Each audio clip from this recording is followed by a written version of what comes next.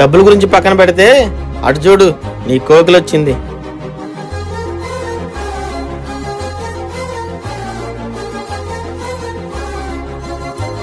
ఏంట్రా ఇప్పుడు ఆ అమ్మాయిని డబ్బులు అడుగుతావే ఏంటి? ట్రై చేస్తా. అరే మామ వద్దురా, అరవకుండా చూడరా.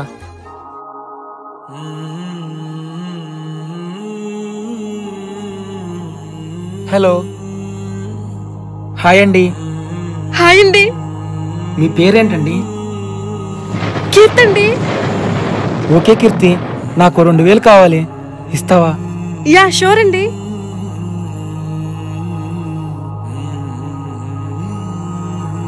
తీసుకోండి.